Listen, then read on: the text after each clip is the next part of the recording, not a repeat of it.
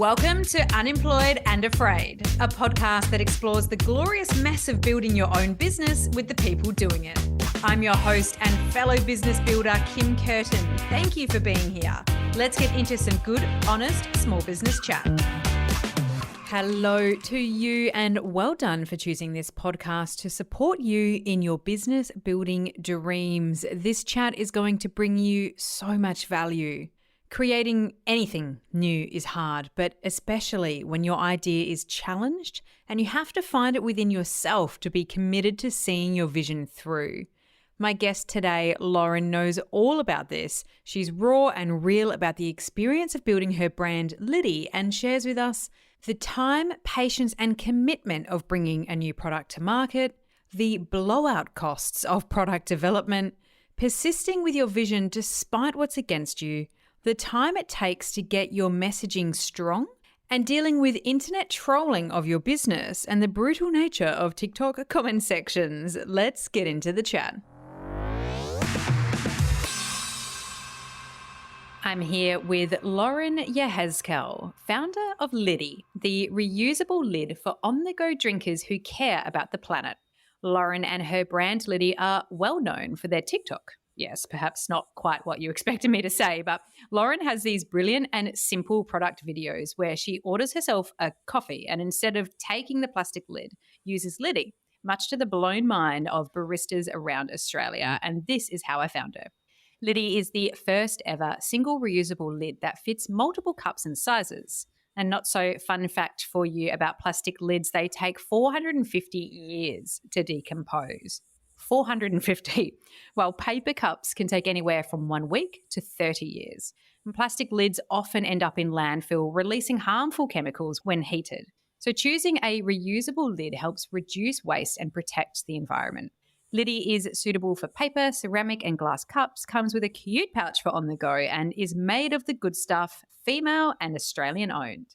Featured on Today, in Forbes Australia, Mamamia, Inside Retail, and more, and the receiver of multiple impressive recognitions, including 2023 Top 50 Small Business Leader by Inside Small Business, finalist in the Clean and Conscious, Shecom, and Circle Awards. She's created a product for us that over a 3-year period can save us from contributing over 2,000 plastic lids to landfill. It is good business through and through, and I can't wait to hear the story of building it. Lauren, welcome to Unemployed and Afraid. Thanks for having me. You make me sound very impressive. It's not difficult. Trust me, it really isn't a difficult job. It is a very impressive business that I'm sure has come with many a chaotic learning for you along the way. But before we get into that side of it, I would love to know how your best friend might describe you. Extremely determined, vivacious, but also a little shy. So before Lydy was a living, breathing, plastic reducing business, who were you? I've been many different things. I've worn a lot of different hats, but before Lydy, I was a cafe owner for nearly a decade. I had opened 2 cafes with my ex-husband, and yeah, it was definitely an interesting journey. What was the cafe business like in terms of the day-to-day? Because I do have a picture of it in my mind and have spoken to a couple of cafe owners over the years of this podcast, and it sounds pretty wild, time-wise, staff-wise, inventory-wise. What was your experience with that? It was probably the hardest thing I've ever done and the most rewarding. I definitely feel like I grew as a person. I had never actually been in hospitality previous to owning the cafes. So for me, I was learning everything from scratch. During my HSC and my uni degree, I actually baked a lot. My husband at the time was a chef and a barista, so he had a dream of owning his own cafe. When I was studying at uni, he opened a little kiosk in Westfield Burwood. It was a pretzel store, and asked me to join him. So I came from no experience whatsoever, but hospitality is quite unique. There's no time to think. You just have to do. Staffing's a huge factor, and knowing your numbers. I think a lot of people don't realize how these days you don't make that much profit off a coffee. It's all those add-ons that make the difference. And I also noticed that a lot of people think just because you're really busy that you're killing it or you're making money, when actually it's not that easy in hospitality with high staff costs and all those expenses that come with it. It helps you grow as a person, and I wouldn't change it for the world, but it is one of the hardest things I've ever done. Can you share with me a little bit about your experience exiting from that business, or perhaps how you then ended up from that into the moment of clarity with Lydy? So during COVID, we closed the one, we had two at that time. We closed one during COVID in the Westfield Burwood. The rent was too high and we couldn't afford it anymore. So during that period, as for many people, I think we realized that our lifestyle was no longer sustainable. We were working 7 days a week. We had a young daughter, and life was pretty hard with not knowing what was going to happen the next day with COVID. I'm always thinking about ideas and new business ideas. It's just something that I've always done since young. It wasn't until I had dropped 2 of my own reusable cups that I came up with Lydy. But it came from a lot of different things. It wasn't just like, I think me as a person, I feel guilty about how much plastic waste the hospitality industry generates. Because it was a cafe bakery, everything was wrapped in plastic and we would wrap everything in Glad wrap. And so there was times where I felt really guilty, but working 7 days, being a mum, there wasn't much that I could do. I just describe myself as an imperfect environmentalist.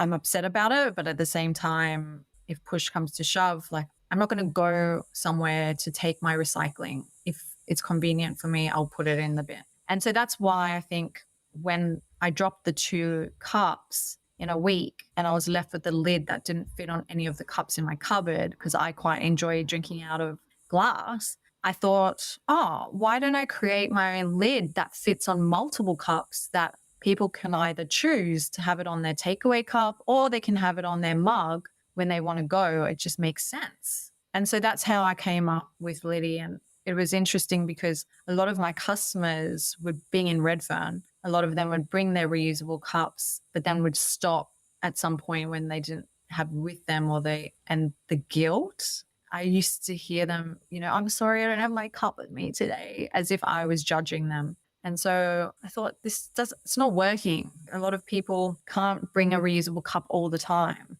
If they had a lid with them that they can carry on their keys or in their pocket, that could make a huge impact. And then I started doing the numbers and realized that we were putting into landfill 70,000 lids a year. Ooh. And so I thought, wow, if we stopped putting that many, and we were a small cafe in Redfern. Can you imagine how many cafes there are just in that area? And so going back to your question, during COVID, obviously it was so hard. We couldn't continue with the business, so we sold it. And it just landed up being timed with Lydy. Literally the month that we sold was when I launched Lydy, because it took from 2020, the inception of the idea, it took 2 years to create. And it just happened to be the exact moment that we sold. I love when the universe delivers on timing like that. And I think that's really valuable to hear the experience of timeline when it comes to product development and new product development. I think all of us as entrepreneurs, and really I resonate with the fact of all the business ideas that you can come up with, and then that maybe you just don't have the energy to persist, or you're like, no, it's not quite right. I think a lot of us do that. But the commitment it takes to see an idea through to fruition and to give it that persistence, I think can sometimes be underestimated from the outset, and from looking at a product that already exists and going, wow, that's fantastic. I could do something like that. That journey that you then have to go on in order to develop it is probably much longer than many of us give credit to, and a little bit more challenging. Could you take me through a little bit of that journey? How did you get started with developing the product? What were your first few steps? When you have an idea, sometimes you don't know where to go with that idea. I had spoken to one of my customers who became a friend, and I said, I've got this idea, and what do you think about it? And she was like, let's sit down and really nut it out and see, what it looks like. And she said, just contact a few industrial designers and see what the process would be like. It just happened that there was an industrial designer around the corner that is well known in the industry. And I contacted them, and within a day, they were at my cafe sitting there going through it with me. That in itself was an interesting journey. I definitely didn't realize how expensive it would land up being. There is that initial cost, and then you'll have to pay additional fees for prototyping, which can cost $1,000 to $2,000. I think we went through about 7 prototypes. That process, I was expecting it to take 3 months. It landed up taking 2 years. So my expectation, and I kept asking the universe, like, why is this happening? I don't understand. I was very upset and frustrated that it was taking that long. But now I understand why it needed to be that journey. Definitely, there was a moment where the owner of the design firm said to me, he sat me down after a year and a half, and he said, Lauren, I really think you need to change your concept. It's very hard to make it fit on 2 cups. I think you need to just do a lid for 1 cup, one size. And I just looked him in the eyes and I said, no, I need this lid to fit multiple cups, not just paper, but it has to be functional on ceramic glass because it needs to be versatile for an environmental product and convenience. Like I wanted people to be able to have that convenience of knowing that it can fit on those multiple cups. Yeah, sure, it doesn't fit every cup, but we do our best to, ensure those 2 sizes. It wasn't until after Lydy had been designed that I realized that there's actually another size cup that we didn't account for. So the standard size takeaway cups are 80 and 90 millimeters in diameter. And then there's these odd cups that are 85. So I was a little shocked to find that out after we had manufactured Lydy. So that was definitely something that threw a curveball into the mix, but majority of the cups are 80 or 90 millimeters. I am fascinated always by those forks in the road, those moments where you're pushing towards something that you're holding a vision for. And there's, people along the journey that will come in and say, I think you're doing this wrong. I think if you do this way, it'll be better. And it's a compromise on a quality or a vision or an idea that you have. And those moments where you have a choice in which to really back yourself and really keep going for it and push into something innovative. And always the people who make these suggestions never mean to, shit on your dreams. It's just, practicality. Sometimes they're trying to help. But it's so challenging in that moment to find it within yourself, to be committed to your vision and to say, like, I know you're an expert and you're saying this, but it's not what I want and I want to keep going with it. What gave you the courage at that stage after investing quite a significant amount of time and also of hard money as well in developing this? What gave you the confidence to know that you could get there and it would be a product market fit worth pursuing? I feel like I just knew, even though everyone around me was saying that, not everyone, but a lot of people were thinking, because I did things quite backwards. Usually people test the market and do surveys beforehand. And I was like, nah, I'm going to back myself regardless and I'll make this sell. I just saw the value in it. I just knew that I needed to create this product. I'm quite spiritual and I do believe that everyone has an opportunity. We get ideas from the universe. It's your choice if you want to take that on or not. And if you don't, it gets passed on to someone else. So that's what I believe. I don't know. Everyone has their own opinion about that. But I do believe that this was gifted, I guess, this idea. And I had the resources. I feel like I had the resources and the people around me to help get it to where I need it to be. So, and it's interesting because a few people afterwards have said to me, oh my God, I had that idea and I did nothing about it. And I've had quite a lot of people say that to me. I don't think there's anything unusual about that at all. I have read and engaged with the Elizabeth Gilbert book, Big Magic, and she talks about this concept of creativity and ideation and the energy behind an idea. And, if we think about it practically, everything in our life is energy, and energy moves around and energy can change depending on so many factors. It is the unseeable, non-science side of life. And the fact that we can have almost like downloads of ideas that just come out of multiple stimulations, that we've had. And then we're like, oh, this is something. It is an idea needs the energy of a human in order to push it forward. And that's so much about what this book talks about. And so I really resonate with what you're saying with that, because that was a concept where I was like, yeah, that's what it feels like when you get an idea come through like that, I'm definitely going to have to read that book. I love that. You also mentioned something there about market testing. And I giggled a little bit to myself quietly because, I hear this advice quite often as well. Is like, before you do something, test the market and seek the insights and, know what the revenue opportunity is. And, I know all that. I've worked with consumer and cultural insights for a lot of my brand content marketing career. And, you say it's something people usually do. And I thought about this a lot. And I think maybe it's not that people usually, quote unquote, do this market testing. But the people who do it feel so confident about it. They talk about it a lot and they're like, if you're going to do a business, this is how you do it. I am, and the listener knows this, I am of the opinion that there is no right way to do a business. A business relies on the human behind it to drive it and the experience of that person. There's not, take this step, then do this path to success. Success is not guaranteed. And sometimes it is just enough to follow an idea as long as you possibly can and see where it leads you. And so I just wanted to stop down on that a little bit, because I think we do that to ourselves a lot as business owners. We almost, come into these kinds of, whether it be this kind of conversation or just a conversation with people we're networking with or talking about our business, and be like, oh, I didn't probably do business properly. I didn't do this.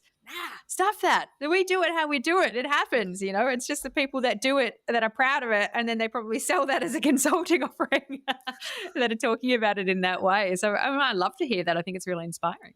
I have a tendency, and I think that's one of the conflicts that I had with my ex-husband when we owned the cafes, because I'm always like, let's just do this and not think about the consequences of everything. Because I'm just like, let's jump all in. And sometimes it works and sometimes it doesn't. But I love not overthinking things, which can get me into trouble when you're looking at like a business that requires a lot of money. But I just feel like I can just figure it out as I go. And so I love that. I love the thrill of not knowing. It can be very fun, but also can get me into trouble quite a lot. I think one thing we can't avoid in business is getting into trouble. No matter how we approach it, there's always going to be things that will surprise us. I'd be really interested in a little bit more of your journey in that space. So, thinking about the cash investment, the financial investment required for a product-based business. I recently had the wonderful experience of dancing on MOQs, minimum order quantities, for an idea that I had that I was sort of like just developing in the background. It wasn't sort of just figuring it out, just having a look. And it's, a huge commitment. All of a sudden you've got this idea and then you're like, yeah, great, you can do that. You just have to order 20,000 of the things in order to make it happen. And so can you share, I guess, a little bit with me about the journey of this, how you got it off the ground and the scale of the commitment that made that possible for you? So obviously having a product design, that can cost $20,000. And then I got the branding done professionally, and that was another $20,000. And that was just a start. The minimum order was 10,000 units for Lydy, and you need molds. So finding a good manufacturer is also difficult. So basically the first manufacturer that we found, I went through a broker, and the quality wasn't very good, but I had already paid for the molds. So I transferred that mold to a new manufacturer. They did use that mold the first time. The second time they said, we're going to have to create new molds. They're not good. So I had to have a second set of molds created. So a huge amount of money gets invested. And there's also those little things that you don't think about, paying for an inspection to check that the quality is right before they leave the warehouse. And then you've also got compliance inspections, so making sure getting it tested for BPA, dishwasher safe. So that also costs money. Then there's also a huge investment in trademarking and legal fees. There's all these little things that you think, oh yeah, it'll be fine, but it all adds up. I landed up investing a lot of my own money into Lydy.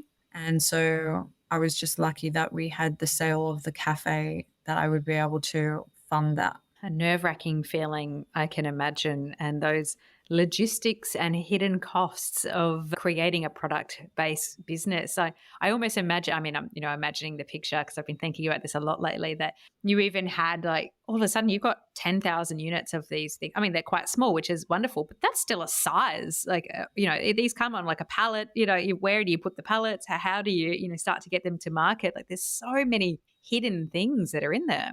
I've got to live in a 2-bedroom apartment with no garage space. So I couldn't take on that 10,000 units myself. And so I put it in a 3PL, a third-party logistics company. You still have to pay weekly rent to store your products there. At the time, it took maybe a year to really get those products moving. It's a huge investment when you don't have a massive income, but all the risks that you have to take.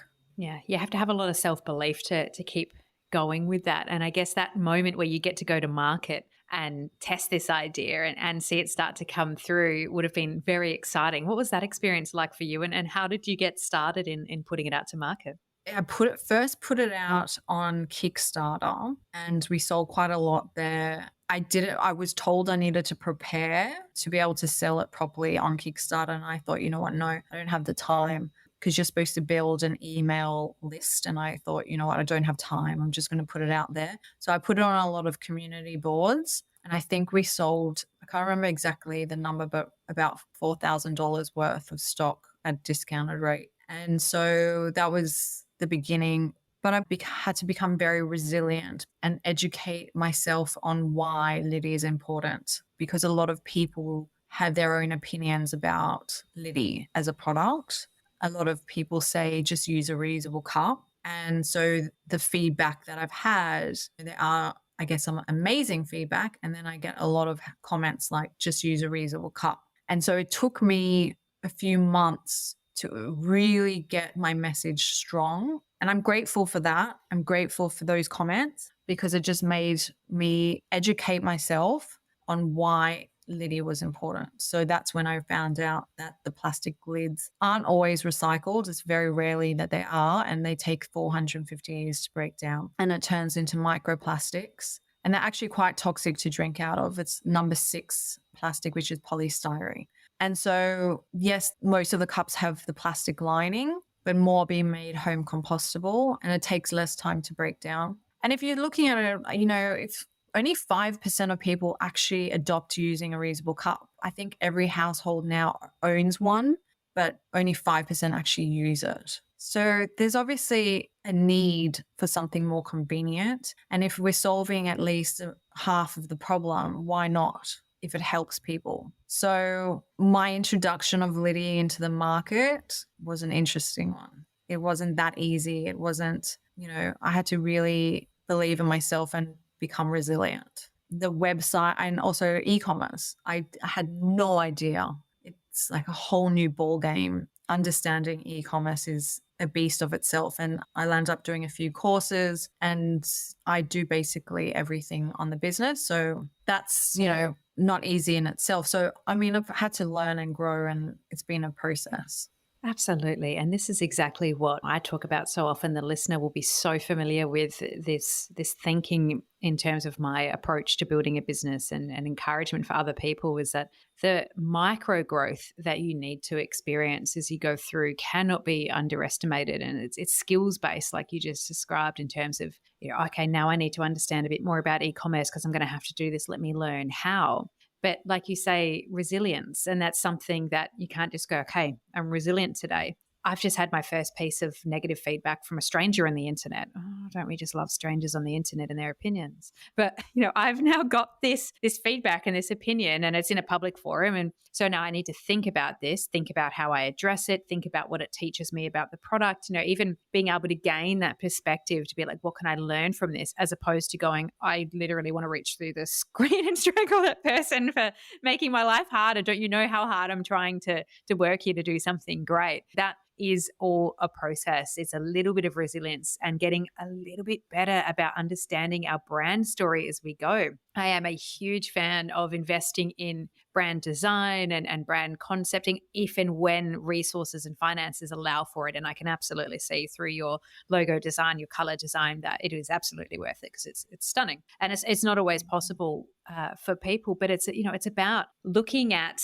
the micro moments that you start to understand your brand better, getting better at selling it, getting better at understanding its value in the marketplace. Like, you just cannot learn this from the get-go, and we get so disappointed in ourselves, I think, as we experience that and feel like, oh, why wasn't I better when I talked about it in that networking interaction? Why isn't my LinkedIn bio explaining it better? Like, you only do better when you know better, and that just comes from True. time and persistence.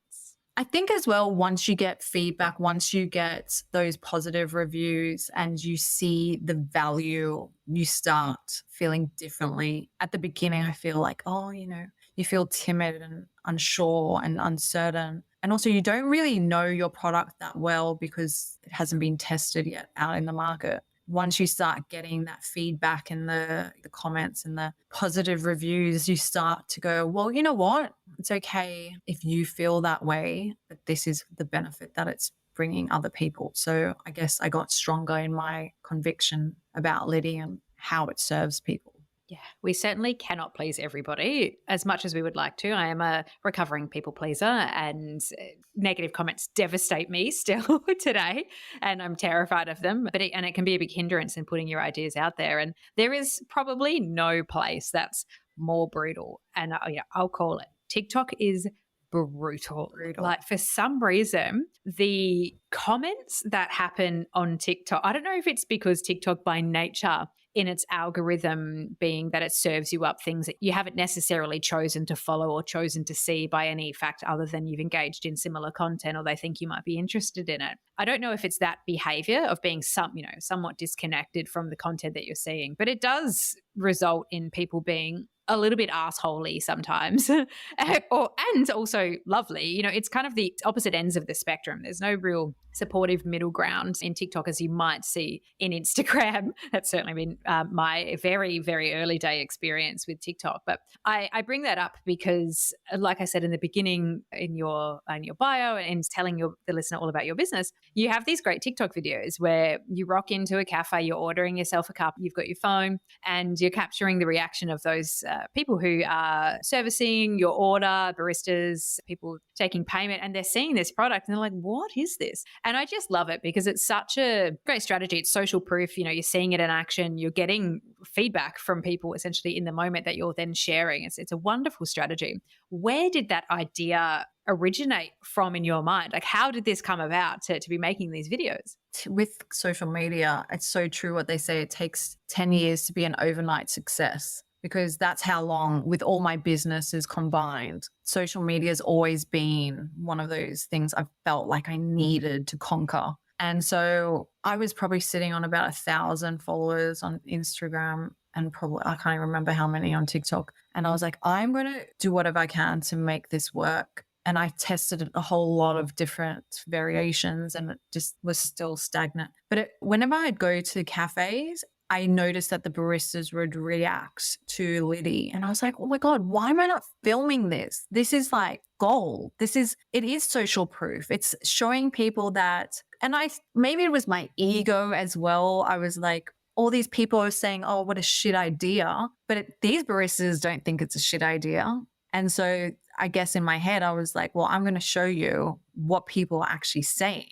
And so I remember posting my first one on TikTok. On the one day, I thought, I'm going to test out 5 videos, different types of content, and see what goes viral. And it just happened to be this really sweet barista like her, and she was reacting to Lydy, and it went viral. And I was like, okay, see if I can redo this, like get another. So I filmed more baristas, and every time I would film, they just would constantly react until it was around the corner. There was a barista at a Turkish cafe, and he was like, oh, you're a champion. And that's sitting at 14 million views. And that's when Lydy went viral. What other content did you test that first video with? I think I was testing me putting Lydy on a normal cup at home, or going day in the life, or just more basic stuff. But it wasn't It didn't have a human interaction. It was just me videoing. But it just seemed to be the human element, the rustic, authentic, seemed to trend on TikTok.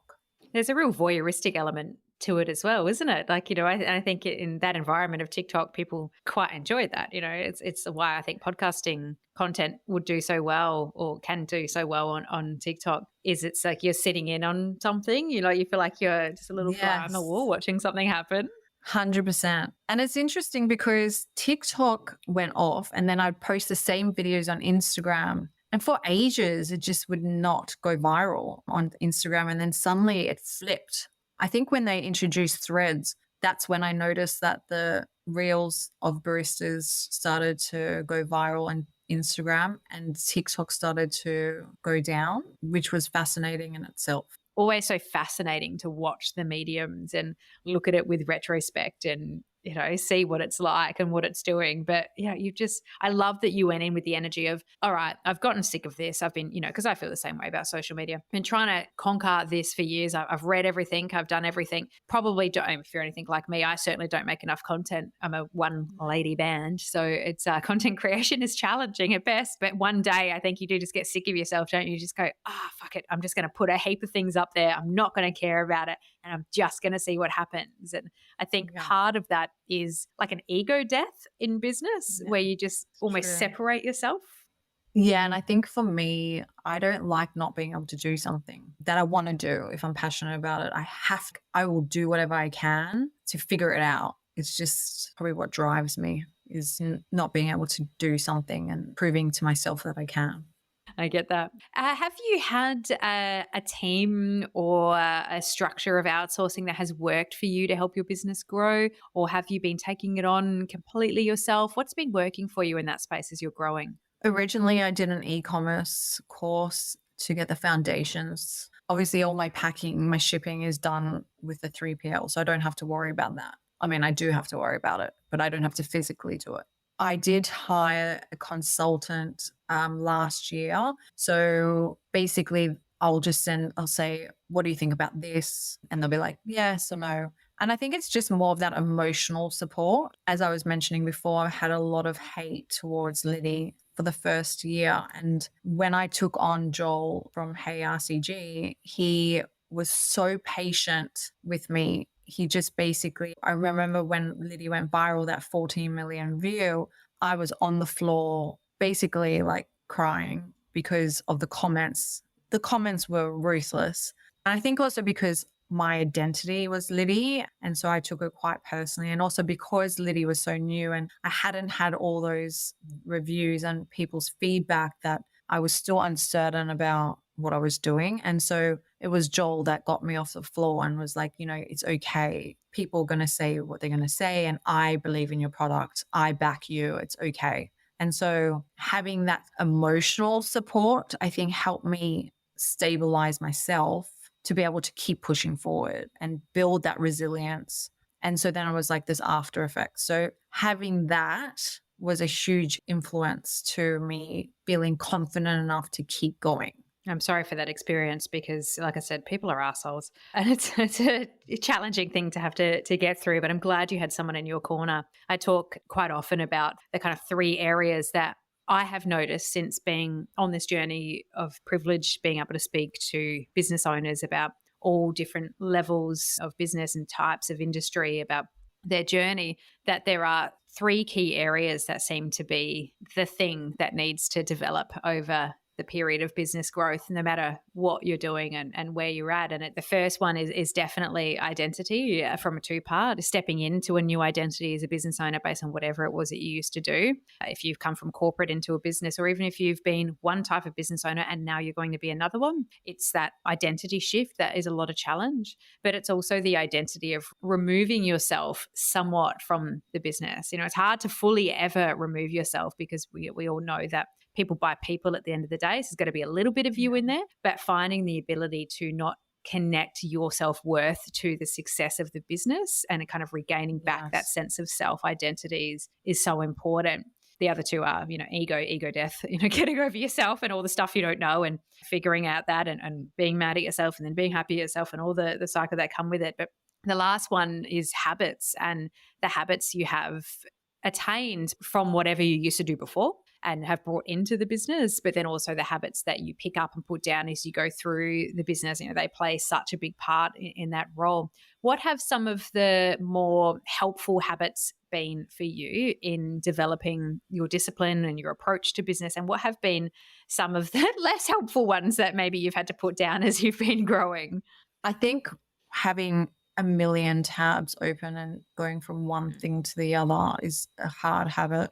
Being a one woman show, as it's like trying to manage my time. But the positive habits, I guess, is having a more structured approach. Now I know where I need to look and what I need to do on a daily basis to ensure that I'm reaching targets and I'm focused on what I need to do. But it's a book, I can't remember specifically his name, but someone recommended on another podcast. And you wake up at 5 a.m. and you do a meditation, and then you do gratitude journal, and you talk about like what you want to achieve in the day, and exercise. Having that habit in the morning, just being really focused and visualizing the day ahead and achieving those goals makes a huge difference. And having that exercise as well, mental clarity. I've been trialing a few different processes of my day to try and stay as healthy and well resourced internally to be able to manage some of the challenges I'm going through at the moment in business building. And yeah, that's exercise I have found has been really key to that. And it's the one thing I really don't want to do. It's finding the ways to build it in. And then all of a sudden you get a little bit addicted, I guess, to the potential of yourself, and you start to say, oh, hang on a minute, I can actually do more than I think I can do. And yeah, so that's really, really interesting to hear. In terms of relating to your distraction, when you said that, I had a quick look at my tabs and noticed I have 9 open currently. So I feel you. How important I mentioned up front a lot of fantastic awards that you've been listed in, been a finalist in, have been awarded. How important have they been for your growth and your reputation of Lydy? A lot to do with my own self, to be able to have that just acknowledgement for my own personal. It's great I don't know how many customers actually see that on the website. But I definitely feel like it helps you feel more confident about what you're doing. And you get to meet some really amazing people on that journey at the conferences, and that in itself is great. I absolutely agree. I think they're valuable for so many reasons. So, definitely, listener, if you've been putting it to the bottom of your list, just jump onto a quick Google of potential awards that you can enter in your category and your area, and make the effort just to see where it goes. Because yeah, I agree. It's not necessarily just the recognition. Even the process itself is fantastic in helping you feel a little bit more comfortable about your offering and how to pitch it and how to sell it. Where do you want to see Lydy grow to? What are the big dreams for this beautiful brand? Well, right now I've got a distributor in the UK, and we've launched Amazon US. I'd love Lydy to just be in more countries, putting lid on plastic everywhere. We are selling worldwide, so people can purchase Lydy and get it sent to their country. But I'd love to be able to build more products within the brand. It's just get a stronger foundation, I guess, worldwide. Pretty impressive goal, given it's just you and your support team. They're keeping you coached, keeping you off the floor when we all get on the floor, and just learning what you need to as you go. It's super inspiring and such a gift to give to me and to the listener as well. A bit more of an insight into the building of Lydy and the building of yourself as you go through that process. So, in return, how can the listener and I support you to keep growing and keep kicking goals? What can we do for you? Well, I'm always open to feedback and suggestions. So if anyone wants to provide any feedback or suggestions, I'm always open to that. I guess if you have tried Lydy and you love it, continue to spread the awareness about the benefits would be super helpful. Yeah, we often underestimate the power of sharing things that we are enjoying in our life and the impact that that can have on business growth. And the right kind of businesses can absolutely change our culture and our planet in many instances as well. So, I think sometimes we as consumers look at our 300 friends on Facebook or Instagram and think, oh, what am I going to do to support a business? But the simple act of enjoying a product and going, hey, I listened to this thing. You should get around it. Hey, I use this thing. You should get around it. Here's a book I read. You should read it. I mean, that impact, that's 300 people. You put 300 people in a room, you're like, bang, you don't need to be an influencer to share things that you're passionate about. So, I mean, I say listeners probably like, shut up, because I'm always banging on about this. But, we need to leave reviews for people and their businesses, on their websites, on Google, wherever, and, support each other as best as we can. So I'll make that easy. I'll make sure the links are in the show notes to your website, your TikTok, which is super cute, your Instagram, and so that listener can go follow, get around you and support you. Lauren, it's been absolutely my pleasure to hear your story today and chat with you. Thank you for being here with me. Thank you so much. I've really enjoyed chatting with you, Kim. I really appreciate it. Thank you for listening to Unemployed and Afraid, the podcast for small business builders with your host, me, Kim Curtin. If you love it, you can say thanks with a star rating and a review. And of course, join the community on Instagram, TikTok, Facebook, and LinkedIn. Find us at Unemployed and Afraid wherever you're hanging out, and I'll see you there.